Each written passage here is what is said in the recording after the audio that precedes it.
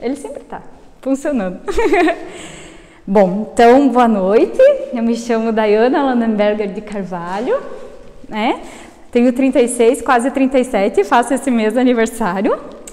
E pela graça do Senhor eu me converti criança já, numa escola bíblica de férias. Me batizei com 12 anos pelo meu pai, que é pastor. E assim, quando você tem o privilégio de já crescer conhecendo a Bíblia, você precisa fazer várias escolhas em épocas, né, da vida, principalmente na adolescência. Você quer seguir esse Jesus? Você ama esse Deus? Ou você só está indo na igreja porque o carro está parado na sua frente com a porta aberta e o seu pai está chamando, né? É um costume ir na igreja ou você ama estar naquele lugar? Então, não é porque a gente é convertido de família, né, que aquilo é uma verdade. Tem que realmente haver uma mudança de mente e de coração. Eu nunca preguei para mulheres assim, como hoje é a primeira vez. Embora Deus já, acredito que foi me preparando através das vezes em que eu falei na Mary Kay, né? As pessoas que algumas eu conheço aqui por causa da Mary Kay também, então eu agradeço a Deus porque o meu objetivo sempre foi estar perto de outras mulheres para que eu pudesse levar elas até Cristo, né? E no ano passado, mais uma vez, eu tive que fazer escolhas na minha vida, de querer agradar só a mim ou obedecer o que Deus tinha, né? Então, a nossa vida é assim, é feita de escolhas, e feliz aquele que consegue obedecer, às vezes, sem entender como e se vai dar tudo certo, mas pela fé decide obedecer. E eu acredito que eu estar aqui hoje é um reflexo da minha obediência no ano passado. E então eu quero glorificar a Deus por causa disso. E o tema da palestra justamente é o que Deus também trabalhou no meu coração: o resgate da feminilidade feito por Jesus. Como que Deus criou o mundo, né? Quando Ele criou, Ele fez a mulher. E eu pedi para uma pessoa ler Gênesis, o capítulo 2, o versículo 18 até o 24. Então vamos lá. Acho que é a Tati, né? Não, a Kimberly, desculpa. Então vamos lá. A Kimberly tem uma voz assim bem possante, que nem ela, bem linda. Então, Gênesis 2, 18 ao 24. A formação da mulher. O Senhor Deus disse ainda: não é bom que o homem esteja só. Farei para ele uma auxiliadora que seja semelhante a ele. Havendo, pois, o Senhor Deus formando da terra todos os animais do campo e todas as aves do céu, trouxe-as a Adão, para ver que nome lhes daria. E o nome que ele desse a todos os seres vivos, esse seria o nome deles. O homem deu o nome a todos os animais domésticos, às aves dos céus e a todos os animais selvagens. Mas para o homem não se achava uma auxiliadora que fosse semelhante a ele. Então o Senhor Deus fez cair um pesado sono sobre o homem, e esse adormeceu. Tirou-lhe uma das costelas e fechou o lugar da carne. E da costela que havia tirado do homem, o Senhor Deus formou uma mulher e a levou até ele. E o homem disse: esta afinal é o osso dos meus ossos e carne da minha carne. Será chamada varoa, porque do varão foi tirada. Por isso, o homem deixa pai e mãe e se une à sua mulher, tornando-se os dois uma carne, uma só carne. Ora, um e outro, e homem e sua mulher estavam nus e não se envergonhavam. Muito bem, então imagina, né? Deus criou o primeiro dia, segundo, terceiro, quarto, quinto, sexto dia, primazia da criação, criou o homem do pó da terra. E no sétimo dia Deus descansou, e aí disse para Adão: o teu trabalho vai ser colocar nome nos animais e cuidar do jardim. E aí Adão começou: ovelha, sei lá se é ovelho, boi, vaca, né? Cavalo, égua. Coelho, coelha, galo, galinha, sapo, sapa, homem. Cadê? Deus, eu não tenho alguém. Cadê o meu par? Né? Aí, o que aconteceu? Deus fez a primeira cirurgia. Ele fez Adão dormir profundamente, anestesiou Adão, tirou um pedacinho da costela, fez Eva, né? Só que quem deu o nome de Eva foi Adão depois, sabia? Então Deus fez a mulher, fez Adão acordar e agora sim tá pronta a criação, né? Agora sim tá lindo e perfeito. E aí a Bíblia fala que Deus criou a mulher idônea. Muitas linguagens falam, vou criar uma auxiliadora idônea. Então, o que significa idônea? Daí eu fui lá no dicionário e diz assim, adequado, próprio, que convém perfeitamente, que tem condições de desempenhar cargos, funções, é capaz e competente. Então, dentro de uma frase, por exemplo, só para vocês entenderem bem certinho o significado de idônea, tá? A vaga não foi preenchida porque não houveram candidatos idôneos. Então, ninguém se encaixava naquela vaga. E aí a Bíblia diz que a mulher foi feita idônea para o homem. Ou seja, a mulher se encaixava perfeitamente para o homem. É interessante, por que Deus não fez já no 6º dia a mulher, né? Deus deixou Adão lá sentir falta e ver que ele precisava. E outra coisa, é totalmente diferente da criação de Adão. Adão foi feito do pó da terra, a mulher foi feita de Adão. Nós viemos dele para complementar. Essa é a ideia de Deus, é uma complementariedade. Significa que a mulher prestaria auxílio sem ser inferior, sabe? A mulher é parceira do homem para conseguirem juntos obedecer a Deus. Não tem uma pessoa que seja mais amiga do homem do que a mulher. Não é para ser o cachorro. Não é que o cachorro é melhor amigo do homem, não. Deus criou para ser a mulher. Vocês já ouviram aquela frase que por trás de um grande homem há uma grande mulher, né? Então a mulher é aquela que vai botar o homem para cima. Vai encorajar, vai inspirar, vai cuidar, vai proporcionar para que ele exerça toda a função que ele foi criado para exercer. E a Bíblia nunca falou que a mulher era inferior. A Bíblia sempre falou que mulher e homem foram criados à imagem de Deus, com capacidades iguais, inteligência, tanto que a mulher é apta e capaz de exercer cargos, né? Mas diferentes. Então a Bíblia sempre falou diferentes. Então às vezes há uma grande confusão, né, na questão de autoridade. Pensa assim, no momento que está naufragando um barco, tá? Alguém tem que ter palavra de ordem. Não dá para ter 2 chefes. Vocês já ouviram falar que quem tem 2 cachorro que tem 2 donos morre de fome, né? Por que na empresa tem sempre um cargo? Não dá para você ter 2 chefes. Um manda fazer uma coisa, outro manda fazer outra. É horrível. Então, na verdade, é por isso. É uma questão de liderança. E liderança significa aquele que vai responder as coisas por você, tá? Tá funcionando? Ah, senhor. Eu tinha que esquecer alguma coisinha. Eu achei que ia dar, mas acho que vai até o final. Tem 20%. Liderança sempre para Deus está ligado com cuidado, tá? Aquele que cuida, então aquele que no momento de estresse vai ter que tomar uma decisão rápida, né? Então a mulher é contraparte do homem.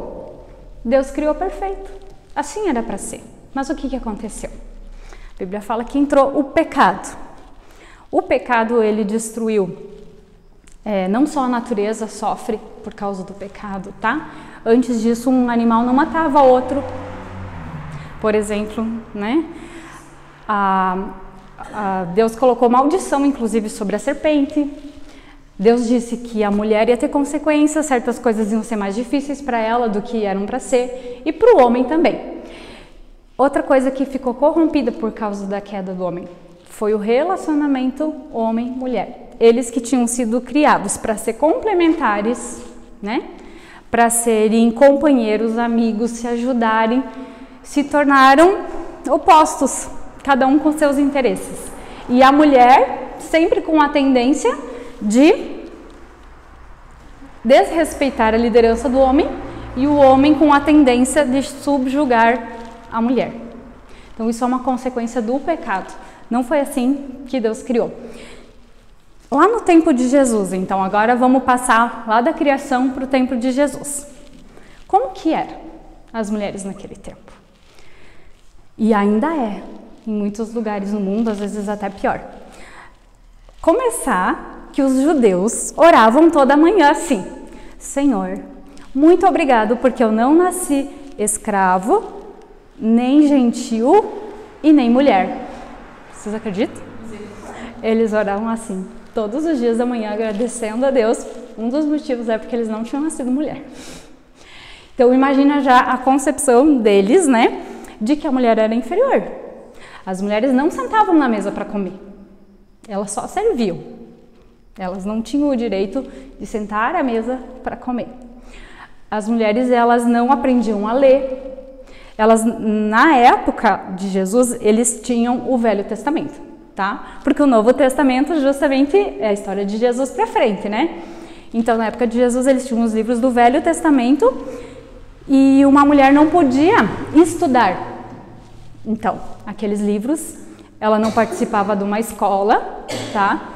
E ela não podia nem discutir esses assuntos assim com os homens. Ela aprendia porque o pai sempre tinha a responsabilidade de ensinar os filhos sobre Deus. Isso sim, mas era no ambiente do lar. Mas uma mulher fora de casa, ou como tinha naquele tempo as sinagogas, que eram como fossem as igrejas hoje, ou o templo, ela não poderia erguer a voz para conversar. Aliás, até no templo ela tinha um lugar separado. Ela só chegava até aqui. Nos outros lugares mais especiais para orar a Deus, só os homens que chegavam. Então, essa era a forma, né, que a mulher era vista. Deixa eu ver se eu acho aqui mais alguma característica. Ah, sim, a mulher era propriedade do pai, e se o pai ficasse endividado, ele podia vender a filha para pagar a dívida. Ela era vendida como escrava. Ele não vendia um filho, porque o filho daria continuidade, né, o nome da família, mas a filha ele poderia vender. Então, ela era uma propriedade. E quando ela casava, ela era propriedade do marido. Então, ela não tinha uma decisão sobre a vida dela, né? Outra coisa, naquelas escolas que ensinavam, então, sobre a Bíblia, que era o Antigo Testamento, tinham 2 professores na época de Jesus. E eles falavam acerca do divórcio, por exemplo, tá? Então, eles estudavam os livros do Velho Testamento.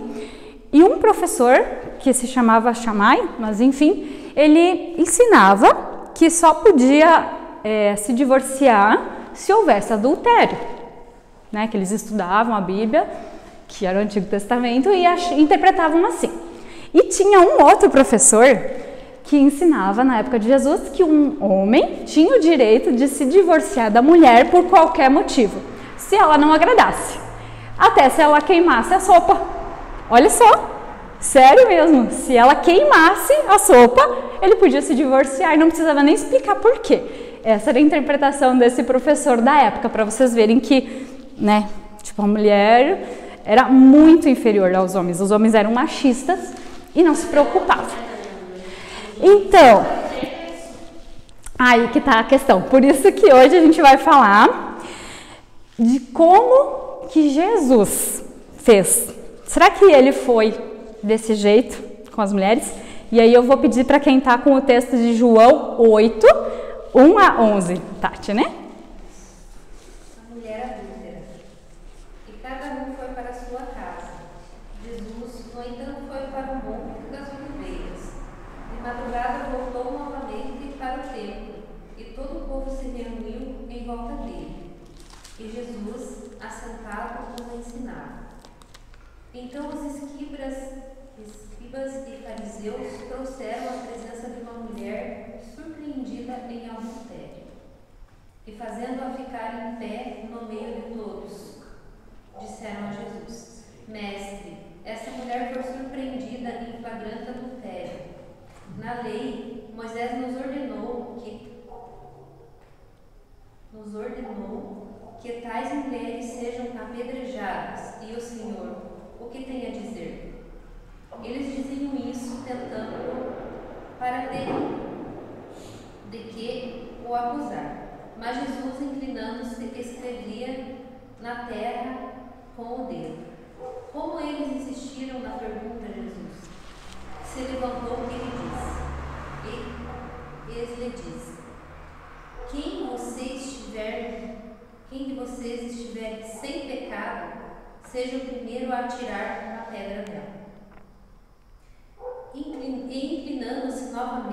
continuou a escrever no chão. Mas eles, ouvindo essa resposta, foram saindo um por um, a começar pelos mais velhos, até os últimos, ficando só Jesus e a mulher em pé diante dele. Levantando-se, Jesus perguntou a ela: Mulher, onde eles estão? Ninguém condenou você? Ela respondeu: Ninguém, Senhor. Então Jesus disse: Também eu não a condeno. Vá e não peque mais. Então, imagina a cena, Jesus está ensinando, e aí os fariseus e os escribas que cita ali eram os estudiosos da Bíblia da época, e eles queriam não só perguntar para Jesus o que deveriam fazer com aquela mulher pega em adultério, eles queriam armar uma cilada para Jesus. Por quê? Disse ali, né? Se Jesus respondesse, não, realmente a lei de Moisés diz que a gente tem que apedrejar ela. Algumas pessoas iam dizer, cadê a compaixão? Se Jesus dissesse que não era para fazer isso, algumas pessoas iam dizer, nossa, mas ele está desobedecendo a lei. Então, na verdade, era uma super pegadinha, né? Para criar conflito, né, com a pessoa de Jesus, porque eles não viam Jesus como Messias. Então, eles queriam, né, que realmente algumas pessoas odiassem Jesus. Mas o que acontece? Jesus escreve na areia, ele se abaixa e escreve na areia. Para nós isso não faz sentido, mas na antiguidade, quando uma pessoa não queria resolver uma questão e não tinha interesse nenhum em resolver, ela fazia isso. Era uma forma de dizer, não estou interessado. Ele não estava interessado em entrar na cilada que eles estavam querendo fazer. Ele não estava interessado em julgar aquela mulher. Porque o papel de Jesus, quando ele veio, não foi o de julgar, foi o de amar e salvar. Um dia ele virá para nos julgar, mas a primeira vinda de Jesus foi para nos amar e nos salvar. Então ele não tinha interesse de condenar a mulher. E aí o que aconteceu? Eles insistiam, né? Viu? Nós temos que fazer alguma coisa. Ela foi pega em adultério. Outra coisa, a lei dizia que quando um casal era pego em adultério, o homem e a mulher era apedrejado. Cadê o homem? Só a mulher estava levando a culpa? Só a mulher ia morrer apedrejada, né? Então, mais uma vez, toda a visão já machista daquela época. E Jesus não fez nada, mas, como eles insistiam muito, né, com ele, ele falou assim, então tá bom, quem não tiver pecado, atira a primeira pedra. Por que ele falou assim? Porque naquela época, quem atirava a primeira pedra para matar mesmo a pessoa que tinha feito errado, era o testemunha, que tinha visto o que a pessoa tinha feito errado. E como Jesus falou assim, quem não tem pecado atira a primeira pedra, eles olharam para dentro de si, ninguém se achou sem culpa. Então ninguém pôde atirar a primeira pedra, porque depois que o primeiro atirasse a pedra, aquele levava a culpa e os outros só continuavam, entende? Então cada um, e a Bíblia diz que do mais velho até o mais novo, ou seja, do mais velho, mais sensato, começou a pensar, né, uma vida maior, mais pecados, né, que ele não poderia atirar a primeira pedra, porque ele também tinha alguns erros. Foram indo embora. E outra, não foi, a mulher estava ali para ser literalmente assim exposta.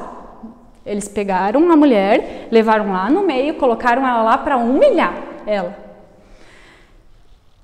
Quando todos foram embora, Jesus estava desenhando, ele perguntou, cadê? E ela falou, não tem mais ninguém, ninguém ficou para me condenar. E aí Jesus, com todo respeito, falou para ela, nem eu vou te condenar. Mas ele reitera a santidade do casamento. Vá e não peques mais. Entende? Ele perdoa o ato, ele aceita ela como ela está, mas não permite que ela continue, né, com os seus erros. E assim é Deus com a gente. Ele nos aceita como estamos, mas não permite que a gente continue do mesmo jeito. Na verdade, ele agiu com compaixão, reafirmou a santidade do casamento e a perdoou. Então, um grande contraste entre a forma que, né, os fariseus estavam tratando ela e a forma que Jesus tratou ela, né? Nós vamos ver mais uma história que está em João 4, 9 a 29. Por favor, Sabrina.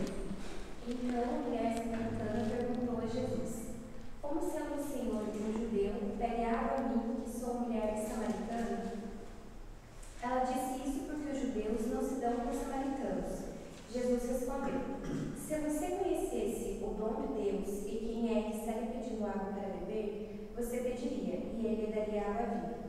Ao que a mulher respondeu: o Senhor não tem balde e o poço é fundo.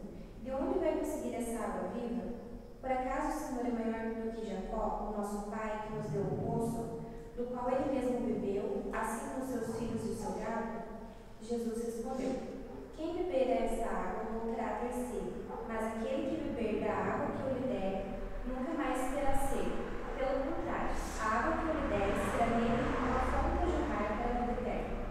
A mulher lhe disse: Senhor, quero beber essa água para que eu não mais tenha sede, nem precise vir aqui buscar. Jesus disse: vá, chame o seu marido e volte aqui. Ao que a mulher respondeu: não tenho marido. Então Jesus disse: você tem razão ao dizer que não tem marido, porque já teve 5, e esse que agora tem não é seu marido. O que você disse é verdade. A mulher então lhe disse: agora eu sei que o Senhor é um profeta. Nossos pais adoravam neste monte, mas vocês dizem que em Jerusalém é o lugar onde se deve adorar. Jesus respondeu: mulher, acredite no que digo. Vem a hora em que nesse monte, nem em Jerusalém, vocês adorarão o Pai. Vocês adoram o que não conhecem. Nós adoramos o que conhecemos, porque a salvação vem dos judeus. Mas vem a hora, e já chegou, em que os verdadeiros adoradores adorarão o Pai em espírito e em verdade. Porque são esses que o Pai procura para seus adoradores. Deus é espírito, e é necessário que os seus adoradores o adorem em espírito e em verdade. A mulher respondeu: eu sei que há um Messias, chamado Cristo. Quando ele vier, nos anunciará todas as coisas. Então Jesus disse: eu sou o Messias, eu que estou falando com você. Naquele momento chegaram os discípulos de Jesus e se admiraram ao vê-lo falando com uma mulher. Mas um deles perguntou: o que você está querendo? Ou por que o Senhor está falando com ela? Quando a mulher deixou seu cântaro, foi à cidade e disse ao povo: venham comigo e vejam o homem que me disse tudo o que eu já fiz. Não seria ele, por acaso, Cristo? Exatamente. Então, início do ministério de Jesus, tá? Jesus não tinha se revelado ainda como Cristo, o Messias, aquele que seria enviado para perdoar os pecados. A primeira pessoa que identificou isso foi essa mulher, que não tem nem nome. Não é à toa que ela não tem nome, tá? Ela era uma mulher samaritana. Então, naquela época, vamos pensar, quais eram as barreiras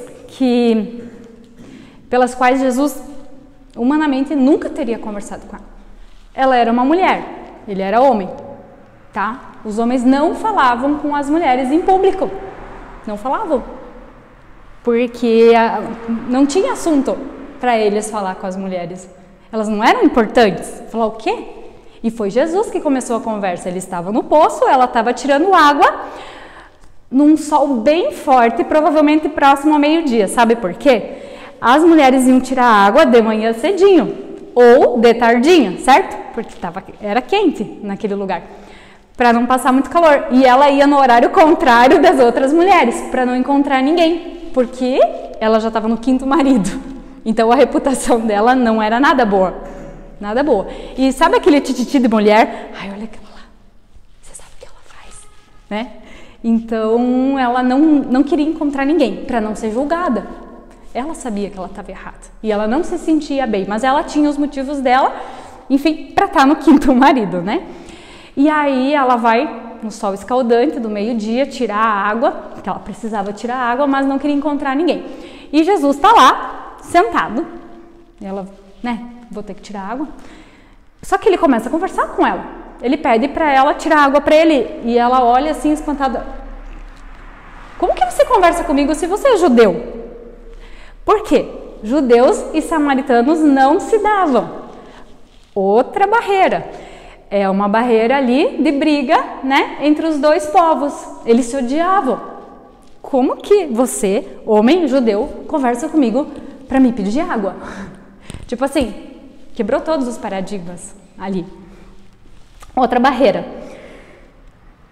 Ele conversou com ela sobre, vocês viram ali, sobre onde adorar, sobre coisas espirituais. As mulheres, lembra que não recebiam instrução? Não se conversava com elas sobre isso? Jesus quebra outra barreira. E a última, ela era pecadora. Isso é uma coisa linda que né, Jesus mostrou. Ele, santo, veio e conviveu com pecadores.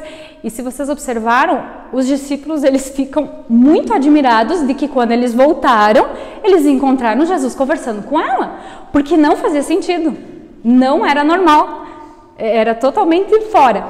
E os títulos que ela usa para Jesus, a primeira vez ela chama Jesus de judeu, né? Depois ela diz Senhor, depois ela diz vejo que és profeta, porque Jesus fala da vida dela sem nunca ter visto. Aí ela percebe, opa, ele não é qualquer pessoa, ele me tratou diferente, ele sabe da minha vida, mas eu não conheço ele, então ele deve ser profeta. Aí ele se revela a ela, e aí ela, na hora, larga o cântaro e vai para a cidade fazer o quê? Contar para as pessoas que ela tinha visto o Cristo. Então houve ali uma transformação, judeu, depois chamou de Senhor, depois chamou de profeta e depois chamou de Cristo. Uma revelação, não foi por ela mesma, foi Jesus que quis se revelar a ela. Então, mais uma vez, Jesus escolheu uma mulher, inclusive para se revelar pela primeira vez como o Cristo. Que lindo, né? Ou seja, Jesus nos vê como aptas de receber grandes revelações. Jesus nos deu uma importância, né? Uma importância que naquela época os homens não davam para as mulheres. Outro exemplo, quem foi a primeira pessoa que viu Jesus ressuscitado? O único evangelista que coloca um nome e identifica quem foi o evangelista João. E ele diz que foi Maria Madalena, a primeira pessoa que viu Jesus ressuscitado. Então olha que privilégio, né? Outros aspectos que Jesus permitiu, que mulheres o seguissem, acompanhassem ele na viagem, que mulheres o financiassem. Teve mulheres que tinham posses e que financiavam a questão de que eles precisavam de comida, né? Às vezes precisavam de pouso e elas ajudavam financeiramente Jesus. Outra coisa, Jesus se hospedou na casa de Maria e Marta, por exemplo, né? Conta a história que inclusive mulheres escutavam os seus ensinamentos e ele permitia. Ele nunca falou para as mulheres saírem que era só para os homens. Então pensa por que os homens daquela época odiavam tanto Jesus, né? Ele realmente fez muito, muito diferente. Na verdade, Jesus estava fazendo a forma lá do início que Deus queria que tivesse sido, né? A mulher idônea, uma mulher que é capaz, tanto quanto o homem, só com papéis diferentes. Então, Jesus, na verdade, ele veio resgatar algo que Deus havia criado perfeito e que, por causa da queda do homem e do pecado, havia sido distorcido, uma relação que havia sido distorcida. Bom, né, Jesus veio, passou-se o tempo e a humanidade não seguiu o exemplo de Jesus, né? Os homens não aprenderam com Jesus. E aí, o que as mulheres fizeram? Começaram a tentar resgatar o seu valor meio à força. Porque começaram a querer que tivesse a voz ouvida. Veio o feminismo. Por quê? O feminismo, na verdade, é uma resposta à atitude errada da visão do homem contra a mulher, né? Na verdade, é uma consequência do pecado. Foi a forma que as mulheres fizeram para ser ouvidas. Então, a intenção do início foi muito interessante. O que era no início? É um movimento social por direitos civis, protagonizado por mulheres que, desde sua origem, reivindica a igualdade política, jurídica e social entre homens e mulheres. Basicamente, né, resgatar a forma que Deus tinha criado. Né, como eu falei, meio à força. E depois o feminismo, enfim, teve várias vertentes, mas essa foi a nossa reação. Vendo tudo isso, né, todo esse panorama que eu mostrei, toda essa forma nova que Jesus tratou, entendendo a nossa importância, eu quero fazer algumas aplicações, tá? A primeira, a gente sabe que a gente ainda vive numa sociedade com muito reflexo disso, de que mulher é inferior ao homem, ou de que mulher não tem os mesmos direitos ou as mesmas capacidades, ou que mulher é uma propriedade, enfim. Então, quando um homem, né, seja ele qual grau de parentesco ou de relacionamento de trabalho, enfim, nos humilhar, colocar para baixo, inferiorizar, maltratar, seja com, né, danos físicos ou emocionais, não está certo. A gente não deve aceitar e achar que isso é normal. Quando Deus falou que a mulher era para ser submissa, não é aos caprichos de um homem. É para ser submissa para o que estiver certo, que ele pedir para a gente fazer. Não alguma coisa que é errado. A gente não deve se despersonificar, tirar a nossa personalidade para se adequar ao que esse homem quer, tá? Então, inclusive se fala muito nos vários tipos de violência, nos vários tipos de abuso contra a mulher. Então aqui, ó, o que é abuso? Pode ser físico, mas também pode ser ameaça, constrangimento, humilhação, vigilância, né? Aquela coisa de posse, de ficar vigiando rede social, entendeu? Não deixar a mulher ter a liberdade, perseguição, chantagem ou qualquer outro tipo de atitude que cause dano emocional e diminuição da autoestima ou que vise controlar suas ações. Então esse tipo de abuso é bem mais no campo emocional. E até acabou não vindo uma pessoa hoje que tinha confirmado, que me falou assim, que ela terminou o relacionamento depois de muito tempo por causa disso. E é diferente da violência física, porque quando uma mulher leva um soco, o soco traz marca e ela consegue acordar que aquilo está errado. Mas às vezes, quando o dano é emocional, é muito mais difícil. E aí essa moça, né, me falou que foram muitos e muitos e muitos anos que agora ela está fazendo terapia para se encontrar de novo sem ele, porque ela já não sabia mais quem ela era.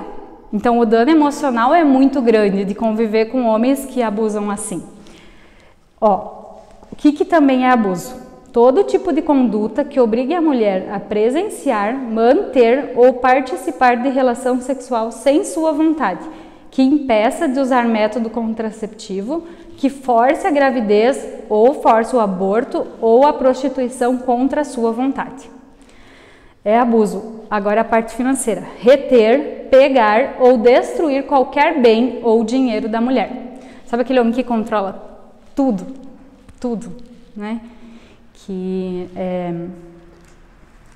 como eu falei, casamento foi criado por Deus para ser parceria, né? Como eu falei desde o início, a mulher é junto com o homem, não é inferior, não é escrava, não é bibelô ou propriedade deles. E se não estiver feliz, ela tem que falar o que está acontecendo. Também é abuso a calúnia, a difamação ou injúria. E veja só, no ranking de 84 países, o Brasil tem a 7ª posição de violência contra a mulher. Então é um índice bem alto. E olha que interessante, sobe em 20% a violência contra a mulher em dias de jogo. Faz sentido? Eles ficam ou não ficam nervosos? Olha só como é que pode.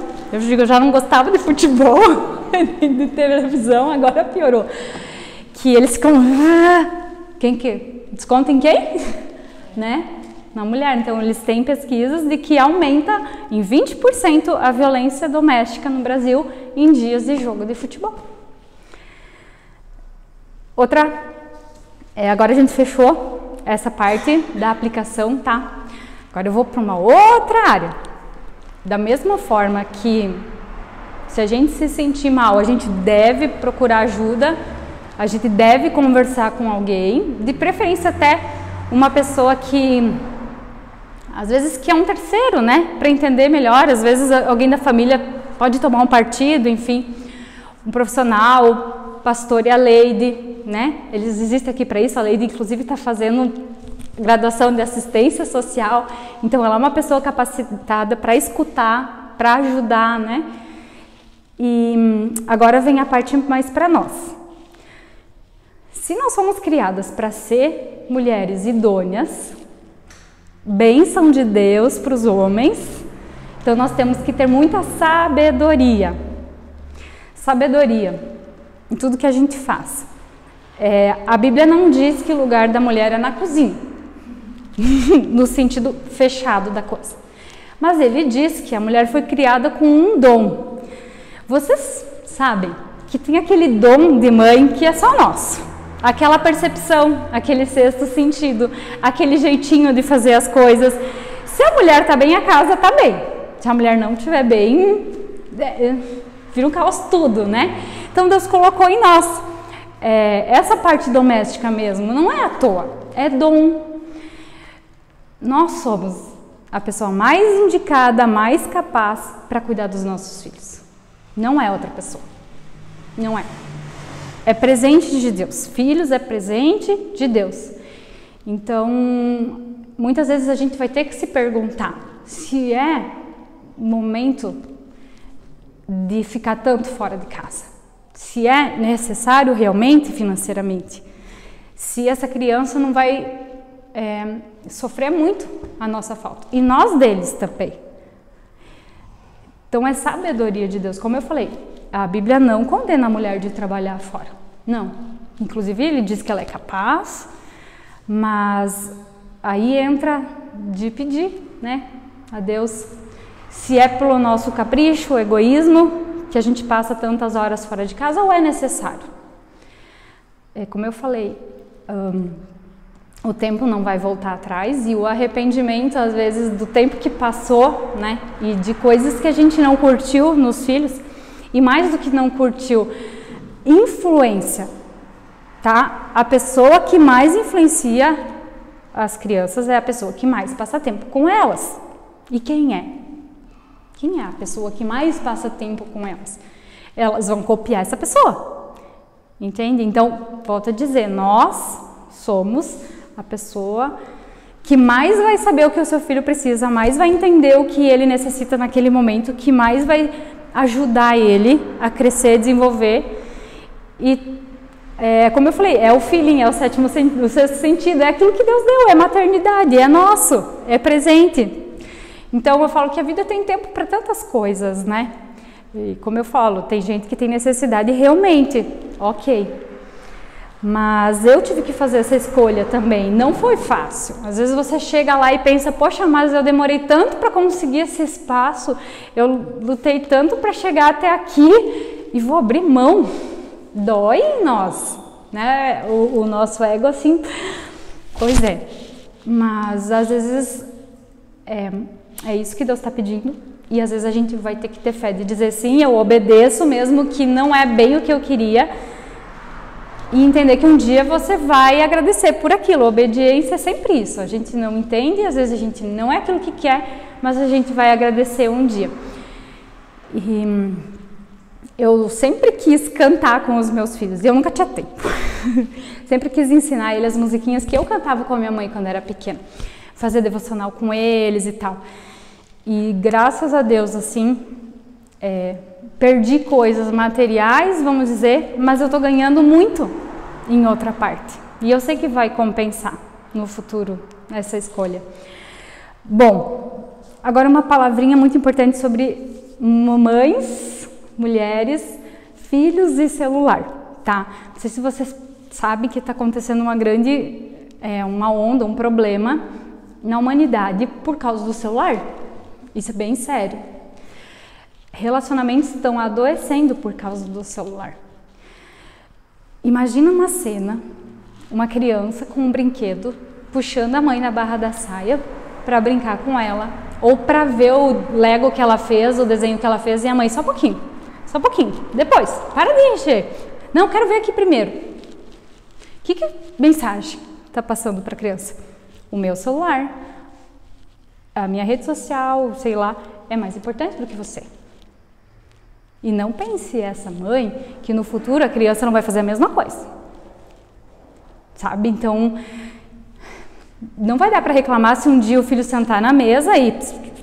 Filho, tira o celular. Mas foi você que ensinou isso. Então, eles falam assim que não tem como tirar o celular da nossa vida, né? Ele já faz parte, ele é importante, é necessário. Momentos em que a família está junta e o celular está lá no outro canto. Está lá numa cestinha ou no balcão, enfim, tá? De preferência sem fazer bebê, bebê. Que eu falo que a gente vira escravo daquela coisa, faz bebê, tem que ir lá olhar quem quer. Tira o barulho. Nossa, isso foi bênção na minha vida. Sabe quando você pensa, eu controlo o celular e não o celular me controla? Tira anúncio, tira aquelas coisas que ficam na tela, pensa assim, eu vou olhar quando eu puder, se for urgente me liga. E aí quando você puder, você vai lá e olha. Então, vou até falar, ó, tem um pediatra, Jenny Hadsky, que ele falou que para os pais evitarem que as tecnologias prejudiquem a relação com os filhos, planeje momentos em família desconectados. Determine períodos em que o celular ficará desligado ou longe do alcance, que foi o que eu falei. Outra coisa, usar aplicativos para monitorar o uso do celular. Quando ele disse assim, você usou 5 horas por dia o celular, a maioria do seu uso foi no WhatsApp, na rede social, entendeu? Então, de perceber se você está piorando ou melhorando, usando mais ou usando menos, né? Usar o aplicativo para o bem. Outra coisa que eu achei bem interessante aqui, se a pessoa tem que usar o celular para trabalhar, acabou a bateria?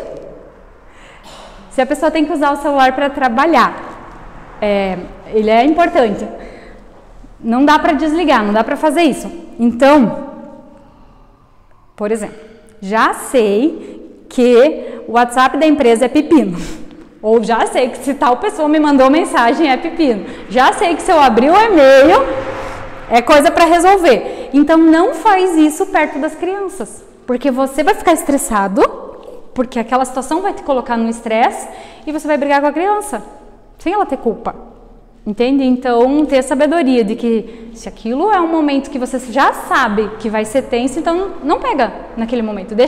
Distrai a criança com outra coisa, manda brincar lá fora e aí pega e vê, né? E a última aplicação, não a menos importante, é assim, se o nosso marido, ele é presente de Deus e nós como mulheres somos presente de Deus para eles, então, tem umas dicas aqui, tá? Que eu peguei de um site. Por exemplo, ninguém pode dar o que não possui. A gente tem que se resolver primeiro para dar amor. A gente tem que se sentir perdoada por Deus, amada por Deus, para que a gente consiga fazer isso pelo nosso marido também. Como eu falei, ninguém tem um marido perfeito. E tem uma linha entre eles errarem e a questão que eu falei antes deles abusarem, entende? E mesmo às vezes um marido que te faz mal pode vir a entender que faz mal e com a ajuda de Deus pode mudar, tá? Então nós não temos maridos perfeitos porque ninguém casou com Jesus, né? Ele não casou com ninguém, então busque primeiro reconciliar a sua história. Peça e ofereça perdão a quem precisar, né? Nem sabia que a dinâmica ia ser isso. Mas a gente precisa se resolver primeiro. Se a gente está em conflito, se a gente está com coisa no coração, a gente desconta no outro. Se a gente não consegue se dar amor e se dar perdão, acolher os seus sentimentos, que os psicólogos falam, né?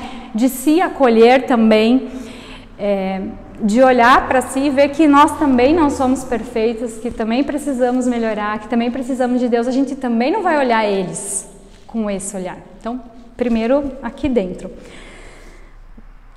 Entender que nós somos uma pessoa amada por Deus e enviadas por Ele com a missão de amar. Realmente, né? Símbolo de mulher é amor, é coração. Nós somos enviadas com a missão de amar. Os homens não são nada sem nós. Nós temos uma missão linda na vida deles e dos nossos filhos. E isso não é nada inferior, né? Isso é maravilhoso.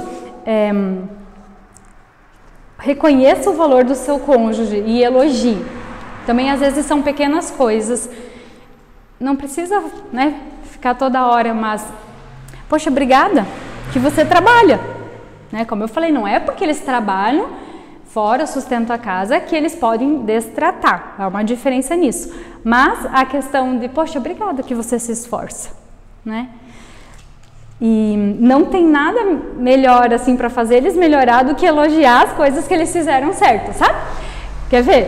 Aí eles dão um banho na criança e botam uma roupa tudo errado, tudo errado. Aí você, meu Deus, que roupa errada! Ele não vai ter vontade de fazer de novo, mas se você, nossa, você deu banho, que cheiroso que ficou.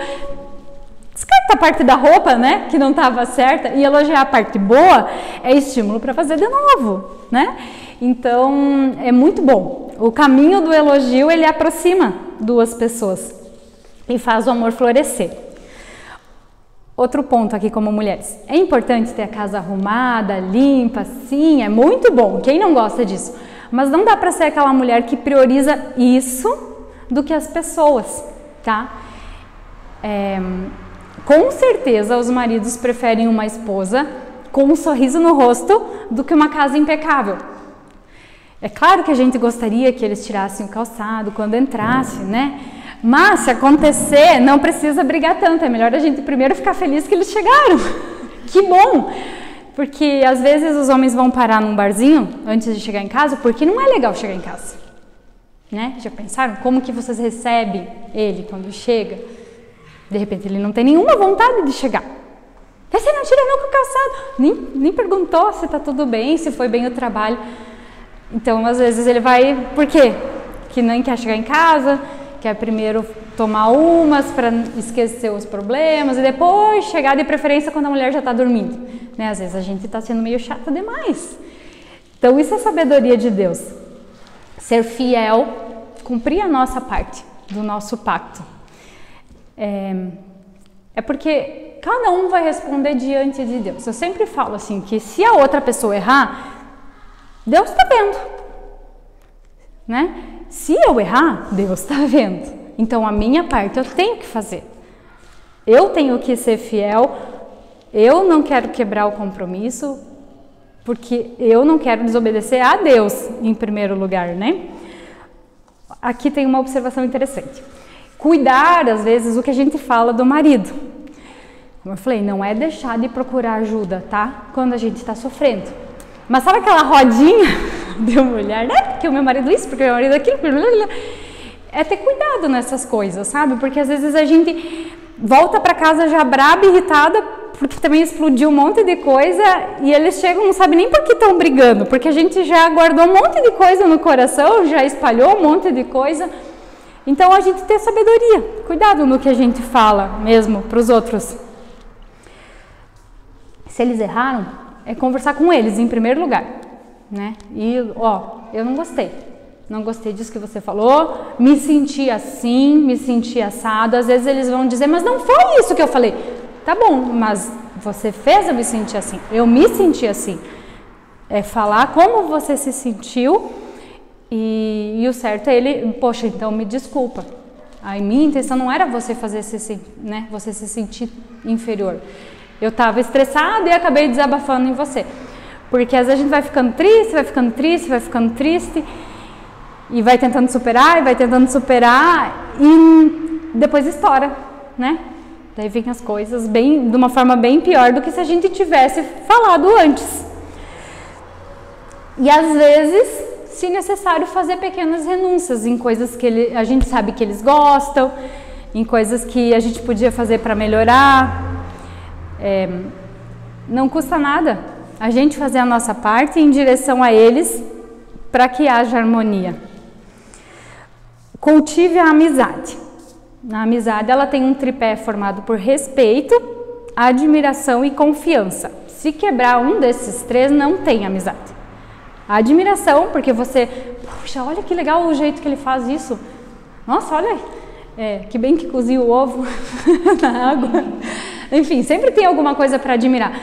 Porque se a gente não for o melhor amigo do nosso homem, do marido, e ele nosso, então não faz sentido o casamento. Porque Deus não criou o casamento para ser ruim. Como eu falei, Deus criou para ser maravilhoso, né? E muitas vezes a gente casa com o nosso amigo e ao longo do tempo deixa de ser amigo, né? Ou deixa de ter admiração, ou deixa de ter confiança, ou deixa de ter respeito. Então, esse tripé precisa ser cultivado. E é como uma amizade. A pessoa, quando você é amiga de alguém, você gasta tempo, não é? Você tenta agradar. E às vezes com a demanda da vida, a gente já me peguei nessa situação. Poxa, a pessoa com quem eu menos estou junto é com meu marido. Eu realmente não invisto nesse relacionamento. Tem alguma coisa errada. Se o marido da gente não é a pessoa com quem a gente espera estar no final do dia, então tem uma coisa muito errada, né? E às vezes as coisas passam e a gente não percebe, até que Deus vem, né? E talvez hoje seja o dia, acende uma luz amarela lá, opa, tem coisas erradas dentro do meu casamento. Deus quer consertar. Não dá para continuar assim. Falar sobre sonhos, né? Alguém que você possa falar como você está se sentindo, que a pessoa acolha o teu sentimento, que te escute, que haja troca, tá? Como eu falei, Deus criou o casamento para ser bom, Deus criou homem e mulher para ser complementares. Não é fácil, não é natural por causa do pecado, né? Mas é possível, é possível. A Bíblia fala que Deus faz novas todas as coisas. E quando a gente decide obedecer a Deus, como eu falei, a gente vai colher coisas maravilhosas na nossa vida, né? Coisas que talvez a gente nunca achou até que pudesse colher, né? Então Deus é muito bom, Ele está interessado nas mulheres, Ele conhece as nossas dificuldades, assim como Jesus, Ele entende o que a gente está passando, mas Ele recusa deixar como está, né? Vamos orar? Senhor Deus, obrigada, Pai, pela Tua palavra. Senhor, obrigado porque Tu nos ensina, Senhor, um caminho certo, um caminho bom. Obrigada porque Tu não quer que nós sejamos humilhadas, pisadas, Senhor. E também Tu não quer que a gente ache que é superior. O Senhor nos tirou da costela, Pai, para mostrar que estamos do lado, Pai. E que um pode ajudar o outro a ser melhor. Nos ajuda, Pai.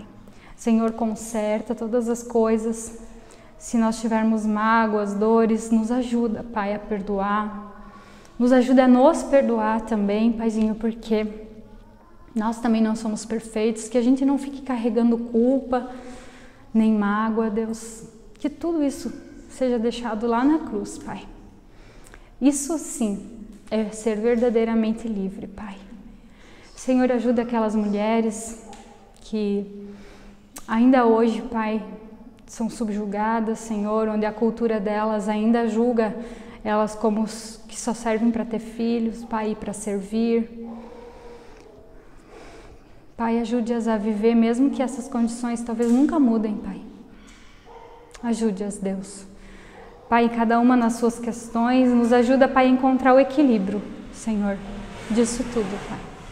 Senhor, obrigado, Deus, porque se não fosse o Senhor, eu sei que eu não estaria aqui, Pai. Obrigado porque o Senhor também me ajudou a fazer uma lista de prioridades, Deus, e tirar aquilo que não era, Pai. E entender, Senhor, que mesmo sem entender, eu precisava obedecer pela fé, Pai. Senhor, obrigado porque o Senhor trouxe cada uma de nós aqui hoje. Em nome de Jesus, amém. Amém.